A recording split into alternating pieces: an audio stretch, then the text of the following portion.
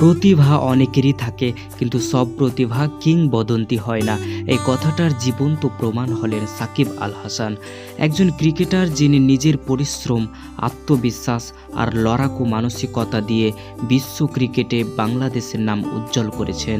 সাকিব আল হাসানের জন্ম 28 মার্চ 1987 সালে বাংলাদেশের মাগুরা জেলায়। ছোটবেলা থেকেই খেলাধুলার প্রতি তার ঝোঁক ছিল প্রবল। ক্রিকেট শুধু খেলা নয়, ছিল তার স্বপ্ন।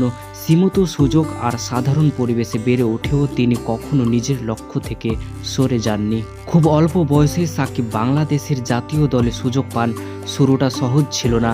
ভুল, ব্যর্থতা আর সমালোচনা তার পথ আটকে দাঁড়িয়েছিল বারবার, কিন্তু তিনি বিশ্বাস করতেন ব্যর্থতা শেষ নয়, বরং শেখার একটি ধাপ। ধীরে ধীরে সাকিব নিজেকে গড়ে তোলেন একজন বিশ্বমানের অলরাউন্ডার হিসেবে। ব্যাটে রান, বল হাতে উইকেট, দুই দিকেই তিনি হয়ে ওঠেন দলের সবচেয়ে বড় ভরসা। একসময় তিনি ক্রিকেট র্যাঙ্কিংয়ে বিশ্ব সেরা অলরাউন্ডার হিসেবে নিজের অবস্থান তৈরি করেন। সাকিব শুধু খেলোয়াড় নন, তিনি ছিলেন বাংলাদেশ দলের অধিনায়কও। তার নেতৃত্বে দল জিতেছে অনেক ঐতিহাসিক ম্যাচ। চাপের মুহূর্তে সামনে থেকে নেতৃত্ব দেওয়ার ক্ষমতায় তাকে আলাদা করেছে।